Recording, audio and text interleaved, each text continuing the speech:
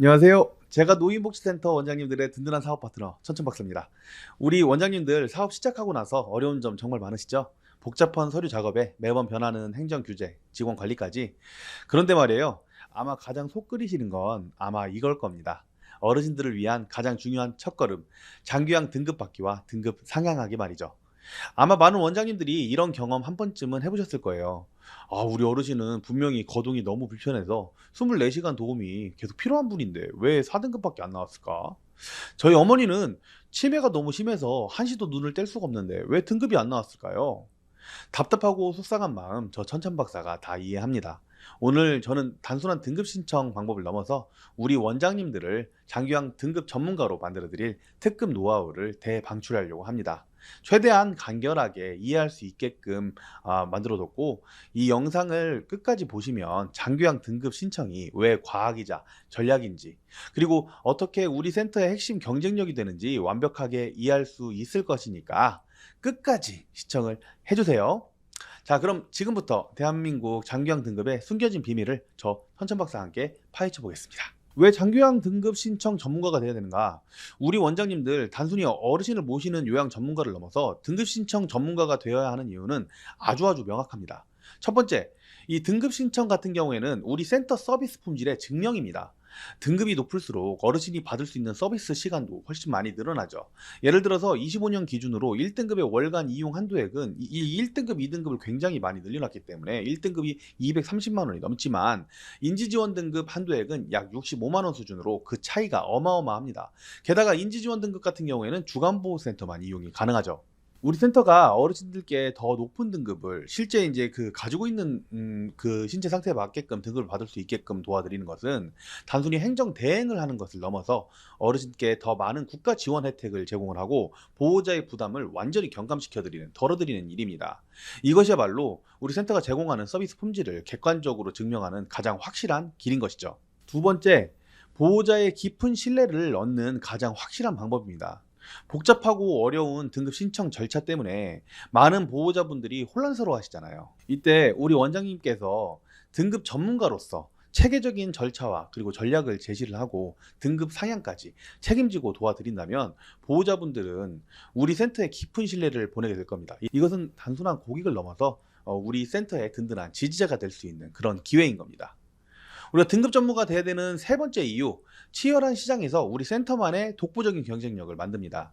장기영 시장은 이제 뭐 돌봄 서비스 제공하는 것을 이제 넘어서서 전문성을 향해서 진화하고 있습니다. 다른 센터와 차별화되는 우리만의 강점을 갖기 위해서는 등급 신청부터 거기서 끝이 아니죠. 서비스 연계까지 전 과정을 책임지고 관리할 수 있는 그런 전문가가 되어야 합니다. 이것이야말로 어르신과 보호자분들이 우리 센터를 가장 선택하게 만드는 가장 강력한 이유가 될 것입니다. 결론적으로 등급 전문가가 되는 것은 수익 창출만을 위한 것은 아니고 어르신께 더 나은 삶의 질을 선물하고 보호자에게 일상을 선물하는 것, 그리고 보호자에게 신뢰를 얻어서 우리 센터를 이용하고 가치를 증명하는 그런 길이라는 점 꼭 기억하시고 이 등급 신청 전문가가 되셔야 되는 겁니다. 자, 그럼 장기영 등급 같은 경우에는 이게 전략이나 과학이라고 했는데 대체 무엇으로 결정이 되는 것일까요? 많은 분들이 어르신의 질병명, 예를 들어서 뭐 중풍이나 치매 같은 이 노인성 질병, 병명만으로 등급이 나올 거라고 생각을 하시지만 절대 그렇지 않습니다. 등급 판정의 핵심은 바로 장기요양 인정 점수입니다. 국민건강보험공단에서 만든 장기요양 인정조사표라고 하는 게 있어요. 이 조사표를 가지고 어르신이 얼마나 많은 도움이 필요한지를 일단 이게 주관적이긴 하지만 실제 객관적으로 만들려고 점수화한 것이죠. 이 조사표에는 신체 기능, 인지, 행동 변화, 간호처치, 재활 등 총 52가지 항목이 있습니다. 어르신이 이 항목을 혼자서 수행할 수 있는 능력이 적으면 적을수록 더 높은 점수를 받게 되고, 결국 이 점수를 더 높게 받으신 분들이 더 높은 등급으로 연결이 됩니다. 어렵지 않죠? 하지만 여기에 우리가 놓치고 있는 함정이 있습니다. 현재 장기영 등급은 총 6개로 나뉩니다. 등급별로 인정 점수와 월간 한도액이 크게 달라지는데요. 보세요. 1등급과 인지지원 등급의 월 한도액 차이가 무려 4배 가까이 됩니다. 실제로 이용할 수 있는 지원 금액이 4배 가까이 된다는 거죠. 같은 45점을 기준으로 어르신이 45점 미만을 받으면 인지지원 등급이 나오고요. 45점 이상이 나오면 5등급이 되죠. 이처럼 단 1점, 몇 점 차이가 어르신의 삶의 질을 결정을 하고 우리 센터의 서비스 제공 역량을 좌우합니다. 하지만 제가 앞에서 함정이 있다고 말씀을 드렸죠. 바로 등급 판정이 어르신의 신체적 불편함을 그대로 등급으로 평가하지 않는다는 점입니다. 여러분도 아마 이런 기사를 보셨을 수도 있을 겁니다. 실제로 겉으로 보기에 명백히 도움이 필요한 상황이었지만 등급 판정도 못 받고 사망한 사례가 너무너무 많습니다. 노인성 질병으로 거동이 굉장히 불편하지만 이동할 수 있다고 탈락. 어르신이 등급 판정 시 혼자 계시다가 문을 열어줬다고 탈락. 탈락하고 탈락하고 또 탈락하고. 왜 이런 일이 발생하는 걸까요? 공단 직원은 굉장히 이 일만 전문적으로 하는 직원이잖아요.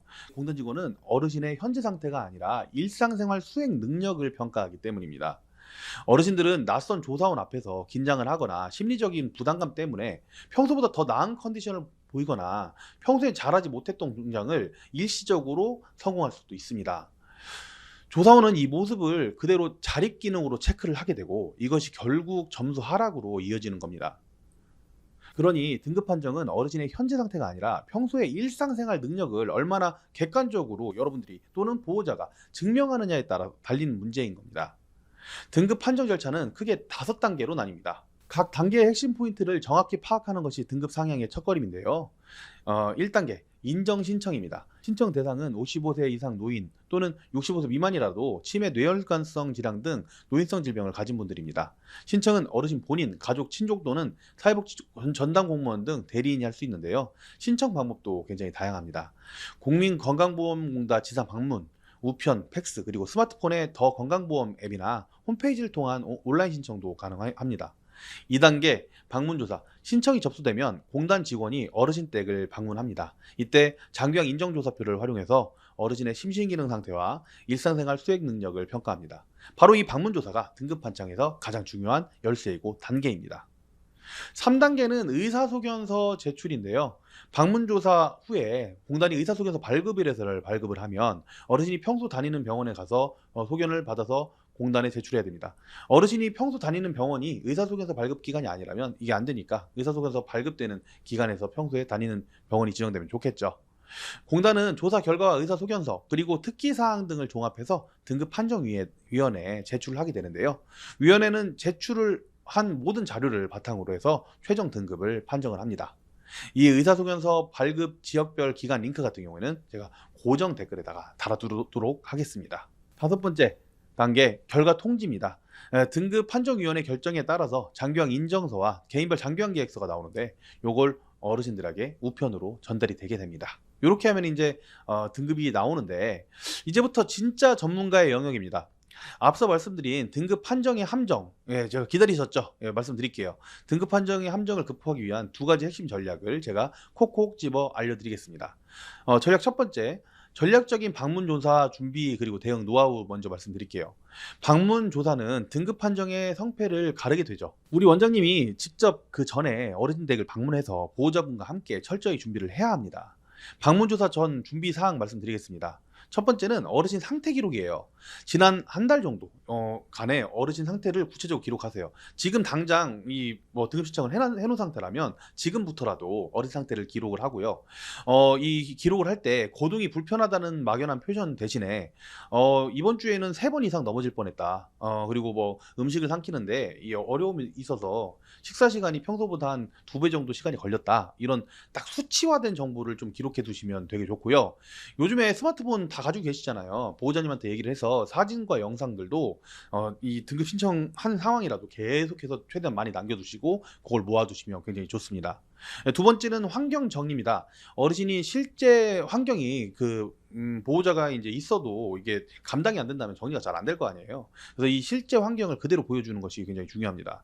화장실에 설치된 안전 손잡이, 침대 옆에 보행 보조차 이런 것들을 보면 어르신이 실제로 도움이 필요하다는 중요한 간접 증거가 되겠죠. 이런 것들을 최대한 있는 그대로 보여주시면 굉장히 좋습니다. 3번째로 보호자의 역할 되게 중요합니다. 주수벌자가 방문조사에 함께 참여하는 것은 필수라고 보셔야 됩니다. 어르신이 긴장해서 평소와 다른 모습을 보일 수가 있기 때문에 보호자가 어르신의 평소 상태를 그리고 우리가 기록해놨던 이런 상태 변화를 구체적으로 증언하는 것이 결정적인 역할을 미칩니다. 사진 찍어놓은 거, 영상 찍어놓은 것도 다 보여주셔야 되겠죠. 그리고 방문조사 당일 요령 잠깐 말씀드릴게요. 조사 당일날 우리가 약속이 돼서 누가 온다고 어르신한테 말씀을 드릴 텐데 이때 이제 조사관이 온다고 하면 되게 긴장을 많이 하세요. 그러니까 어르신한테 평소처럼 행동할 수 있도록 미리 말씀을 드려야 됩니다. 잘 보이려고 애쓰지 않으셔도 괜찮아요. 이렇게 안심시켜 드리는 것이 굉장히 중요합니다. 조사원은 어르신한테 옷 벗고 입기, 세수하기, 식사하기 등의 일상생활 동작을 직접 지시를 합니다. 이때 보호자는 조사원이 평가하는 주요 항목들을 쫙 눈치를 보고 미리 파악을 해서 어르신이 어려움을 겪는 순간 평소에는 단축 채우는 것을 힘들어하셔서 이렇게 오래 걸리는데 항상 제가 도와드립니다. 이런 평소 상태를 솔직하게 보충 설명을 계속 해주셔야 됩니다. 아시겠죠? 이렇게 해서 옆에서 붙어서 상태도 말을 해주고 평소 일상생활 이렇게 어렵다. 아, 나 정말 너무 힘들다. 이런 얘기를 계속 해주셔야지 실제로 등급 나오기가 좋은 거예요. 그리고 의사소견서 같은 경우에는 여러분이 알고 있는 일반적인 진단서가 아닙니다. 의사소견서는 방문 조사의 주관적인 평가를 보완하는 의학적 근거가 됩니다.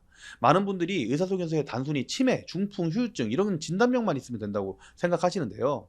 하지만 전문가들은 여기에 기능적 제약을 구체적으로 서술하는 것이 매우 중요하다고 공통적으로 이야기를 하십니다.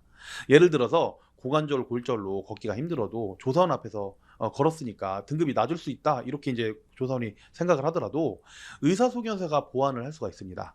소개서에다가 고관절 골절로 인해서 기능 제한이 있고 어느 정도 기능 제한이 있고 굉장한 기능 제한이 있고 보행 시에 심한 통증을 겪으면서 이게 굉장히 어려울 것 같다. 뭐 일상적인 돌봄이 굉장히 많이 필요하다. 이런 구체적인 내용이 포함이 된다면 등급판정위원회는 이 점수와 더불어서 이 의학적 근거를 굉장히 중요하게 고려하기 때문에 이 등급을 내는데 훨씬 더 좋은 효과를 낼 수가 있겠습니다. 따라서 의사소견서에는 다음과 같은 항목이 반드시 포함이 되어야 됩니다. 첫 번째는 기능 장애의 원인 그리고 유발 질환 그리고 현재 치료 내용 그리고 운동 상태 그리고 관절 가동 범위가 어느 정도 제한이 되는지 그다음에 질병의 안정성 안정적인 상태인지 악화되는 상태인지 이게 되게 중요해요. 원래 일반적으로 이 병원에 처치가 필요한 것들은 병원에서 하는 것이지 우리 돌봄에서 하는 게 아닙니다. 그렇기 때문에 안정적인 상태라고 합니다. 여기서 더 이상 늘어나지 않고 돌봄이 계속적으로 필요한 상태인지가 굉장히 중요해요. 그래서 질병의 안정성도 중요합니다. 우리 원장님들은 보호자분들께 의사소견서의 중요성이 있다고 명확히 설명을 하고 어르신 주치의가 이런 내용을 구체적으로 작성할 수 있도록 돕는 역할을 하셔야 됩니다. 구체적인 얘기를 해주면 더 자세하게 들어가겠죠. 이렇게 해서 등급이 나온다. 그러면 등급 판정을 하고 나서 그 이후에도 전문가의 역할이 끝나는 게 아닙니다. 공단으로 받는 그 서류 중에는 등급이 나오면 장기요양 인정서와 개인별 장기요양 이용 계획서라는 게 있는데 이것들은 단순히 등급을 통지하는 서류라고 보시면 안 됩니다. 이것은 어르신이 받을 수 있는 급여 종류, 서비스의 종류, 그리고 이용 한도액 그리고 권고하는 급여 서비스 내용이 담긴 서비스 청사진하고 같다고 보셔야 됩니다. 여기서 중요한 점은 계획서에 권고되지 않은 급여 종류는 이용이 제한될 수 있다는 점입니다. 예를 들어서 보호자 사정으로 단기보호 서비스를 하려고 하더라도 만약에 계획서에 단기보호가 명시되어 있지 않다면 서비스 제공이 어려울 수 있습니다. 따라서 우리 원장님은 그 등급 판정 이후에 사전 방문 그리고 욕구 사정 어르신들에 대한 욕구를 파악을 통해서 어르신 가정의 상황과 욕구를 완벽하게 파악하고 이것을 바탕으로 꼭 내가 하는 서비스가 아니더라도 내가 방문 요약만 하고 있는데 여기 방문 간호가 필요하다 뭐 단기보가 필요하다 주간보가 필요하다 그러면 장기요양 급여 제공 계획서를 미리 상세하게 작성을 해 두시고 개인별 장기요양 계획서가 만약 변경이 필요하다면 변경을 하셔야 됩니다. 이것은 차후에 긴급한 상황이 발생을 했을 때 서비스 제약을 방지를 하고 어르신에게 최적의 돌봄을 제공할 수 있는 필수 과정입니다. 내가 못한다고 내 거에만 우리 방문 요양에만 주간 보호에만 이렇게만 집중을 하시면 안 되는 겁니다. 이제 마지막으로 정리를 한번 해볼까요? 결과적으로 우리가 어르신들 전체를 이 등급 신청부터 책임지는 그런 사람이 될 건데요. 초보 재가노인복지센터 원장님들을 위한 등급 상향 성공 체크리스트 저 천천박사랑 함께 복습해 보겠습니다. 첫 번째, 등급 판정 기준 숙지하기. 질병명이 아닌 일상생활 수행 능력이 등급을 결정한다고 말씀드렸어요. 공단 조사표에 52개 항목을 완벽하게 그냥 이해를 한번 해보세요. 그리고 두 번째, 방문 조사 전략 수립하기. 어르신들의 평소 상태를 구체적으로 기록을 하고 사진 찍고 영상을 찍고 보호자와 함께 조사에 적극적으로 참여를 하세요. 그러면서 보호자의 신뢰관계를 얻고 계속 우리가 나아갈 수가 있겠죠. 세 번째, 의사소견서 준비하기. 이 의사소견서는 단순히 진단서가 아니라고 그랬죠. 어르신의 기능적 제약, 이게 이 구체적인 서류로 확보를 해서 방문조사의 주관적인 한계를 보완해야 된다고 말씀을 드렸어요. 네 번째, 전문성 강화하기. 등급 컨설팅을 직접 제공하거나 외부 전문가와 협력해서 우리 센터의 역량을 강화하는 전략을 세워야 됩니다. 만약에 어렵다면 예를 들어 뭐 국회와 전문가랑 함께 할 수 있는 그런 전략들도 있을 수 있겠죠. 다섯 번째, 등급 판정 이후 완벽한 계획 수립하기. 이용 계획서를 완벽히 이해를 하고 어르신의 모든 욕구를 담은 급여조금 계획서를 작성을 하고 그다음에 내가 하는 서비스가 아니더라도 최적의 서비스를 제공할 기반을 마련하는 것까지가 실제 등급 신청의 마무리라고 볼 수 있겠습니다. 이 모든 과정 저와 함께 배우고 실천하면서 어르신과 보호자에게 감동을 선사하는 진정한 전문가로 거듭나시길 바랍니다. 저희 국회의원 창업 패키지와 함께하는 대표님들은 오픈 전부터 이 등급 신청을 어르신 등급 신청을 해드리는 걸 20건을 넘게 하는 것을 목표로 하고 있습니다. 여러분이 하고 있지 않더라도 누군가는 어르신들에게 도움을 드리고 있는 전문가가 되고 있다는 점 잊지 마시고 구독과 좋아요, 알림 설정도 잊지 마세요. 궁금한 점이 있다면 언제든지 그 댓글로 남겨주시고요. 창업에 대한 무료 상담을 원하시는 분들을 위해 무료 상담 방법도 고정 링크로 남겨드리겠습니다. 우리 원장님들의 성공을 진심으로 응원하겠습니다. 예, 저는 국회의원 천천박사였고요. 예, 끝까지 시청해주셔서 감사합니다.